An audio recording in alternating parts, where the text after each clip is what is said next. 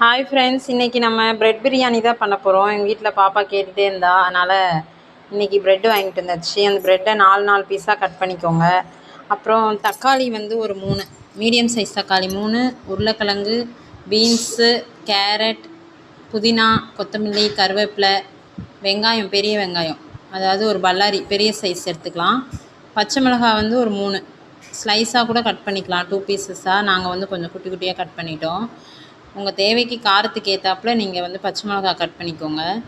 Next வந்து பட்டை item இருக்குது இல்லையா, பட்டை ஐட்டம் அதெல்லாம் எடுத்து தனியாக வச்சுக்கோங்க. இது வந்து இஞ்சி பூண்டு வந்து விழுதாக நான் ரெடி பண்ணி வச்சுருக்கேன். இப்போது குக்கரை அடுப்பில் வச்சுட்டு அதில் நெய் ஊற்றிக்கோங்க தேவையான அளவு. அதாவது நம்ம ப்ரெட்டை வந்து ரோஸ்ட் பண்ண போகிறோம், அதுக்கு தேவையான அளவு நம்ம நெய் ஊற்றிக்கலாம். ப்ரெட்டை போட்டு டார்க் உங்களுக்கு எவ்வளோ வேணுமோ, ஒரு சிலருக்கு நல்லா மொருகலாக இருந்தால் பிடிக்கும், ஒரு சிலருக்கு லேசாக சாஃப்டாக இருந்தால் பிடிக்கும். நாங்கள் வந்து கொஞ்சம் ஒயிட்டாக இருக்கிற மாதிரி தான் எடுத்துருவோம். எங்கள் வீட்டில் அப்படி தான் கேட்பாங்க, அதனால் அந்த மாதிரி உங்களுக்கு எது பிடிச்சிருக்கோ பண்ணுங்கள். இந்த ப்ரெட் பிரியாணி செஞ்சு பாருங்கள், சூப்பராக இருந்துச்சு. நாங்கள் சாப்பிட்டு பார்த்தோம், நல்லாயிருக்கு. ட்ரை பண்ணிவிட்டு சொல்லுங்கள், கமெண்ட் பண்ணுங்கள். வேறு ஏதாவது டிஷ்ஷஸ் வேணும்னாலும் சொல்லுங்கள். இப்போ பாருங்கள், காமிச்சிருக்கேன் பார்த்தீங்களா, அந்த அளவுக்கு ரோஸ்ட் பண்ணால் போதும்.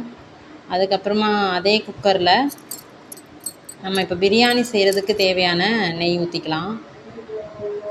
அந்த நெய்யில் பட்டை ஐட்டம் இருக்கு இல்லையா, பட்டை, நெய் கொஞ்சம் சூடாகிக்கட்டும். சூடானதும்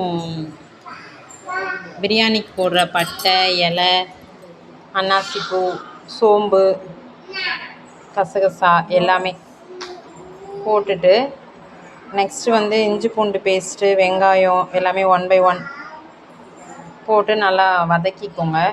நல்லா பொன்னிறமாக வதக்குங்க, அப்போ தான் வந்து டேஸ்ட் நல்லாயிருக்கும். பாருங்கள், நான் வீடியோவில் காமிச்சிருக்கேன் இல்லையா, அந்த மாதிரி 1 by 1 பச்சை மிளகா எல்லாமே போட்டுட்டு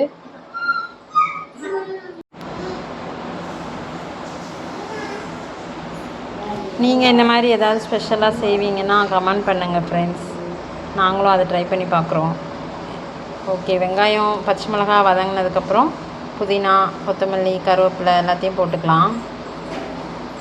அதையும் கொஞ்சம் வதங்க விடுங்க. இப்போ வந்து வெஜிடபிள்ஸ் இருக்கு இல்லையா, கேரட், பீன்ஸ், உருளைக்கிழங்கு, இது எல்லாத்தையும் போட்டுக்கலாம்.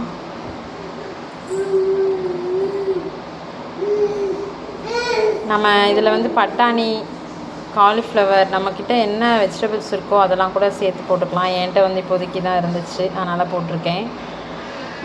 மசாலா வந்து நம்ம எப்படி சேர்க்கலான்னா, தயிர் எடுத்துக்கோங்க. தயிரில் வந்து மிளகாத்தூள், தனியாத்தூள், கரம் மசாலா, ஜீரகத்தூள் இருந்தால் ஜீரகத்தூள் போட்டுக்கலாம். இது எல்லாத்தையும் மிக்ஸ் பண்ணி அதில் போட்டு நல்லா பெரட்டி விட்டுக்கோங்க. பாருங்கள், இந்த மாதிரி தான் இருக்கும். நல்லா பெரட்டி விட்டுட்டு நல்லா கொஞ்சம் ஒரு மூடி போட்டு கொஞ்ச நேரம் வதங்க விடுங்க. பாஸ்மதி, நான் இன்றைக்கி வந்து ஜீரக சம்பா ரைஸ் எடுத்திருக்கேன். நீங்கள் பாஸ்மதி ரைஸ் எதுனாலும் எடுத்துக்கலாம். ஜீரக சம்பா ரைஸ் வந்து நான் ஒரு கப்பு இருக்கேன்ட்டு, அதில் 2 கப்புக்கு எடுத்திருக்கேன். 2 கப்புன்ற போது நம்ம 4 கப்பு தண்ணி ஊற்றணும். நான் வெஜிடபிளுக்கு ஒரு கப்பு எக்ஸ்ட்ரா ஊற்றிட்டு, சின்ன பிள்ளைங்க இருக்கிறனால நான் வந்து கொஞ்சம் கூடுதலாக ஊற்றிருக்கேன், குலைவாக வேணுன்றதுக்காக. இந்த அரிசியும் தண்ணியும் எல்லாமே அதில் ஊற்றிட்டு, ரைஸ் நான் போட்டுட்டு நான் க்ளோஸ் பண்ணிட்டேன். தம்பி வந்துட்டான், குட்டி பையன் வந்துட்டான்றனால நான் அதை க்ளோஸ் பண்ணதை காட்ட முடியல, அதனால் அவசரமாக வந்து க்ளோஸ் பண்ணிக்கிட்டேன். அதனால் வேறு ஒன்றும் இல்லை, நம்ம ரைஸ் போட்டு நல்லா கிண்டி விட்டுட்டு க்ளோஸ் பண்ணி விடுவேன். ஏன்னா மசாலாலாம் போட்டோம் இல்லையா, அவ்வளோதான். அவுட்புட் எப்படி இருக்குதுன்னு காட்டுறேன் பாருங்கள்.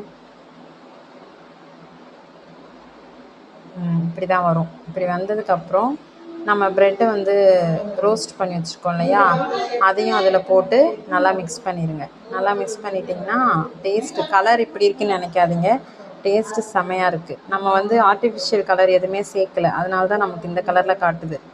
ஒரு சிலர் வந்து ஆர்டிஃபிஷியல் கலர்லாம் போட்டு நல்லா டார்க்காக ரெட்டாக அப்படிலாம் காட்டுறாங்க. நம்ம அப்படிலாம் வந்து சாப்பிட்றது வந்து ஹெல்த்துக்கு நல்லது கிடையாது. இந்த மாதிரி சாப்பிட்றது தான் நல்லது. நல்லாயிருக்கு, உண்மையாக சொல்கிறேன், சூப்பராக இருக்குது. செஞ்சு பாருங்கள், டேஸ்ட்டு செம்மையாக இருக்குது. Thank you friends. எப்படி இருக்குதுன்னு பார்த்துட்டு கமெண்ட் பண்ணுங்கள். தேங்க்யூ.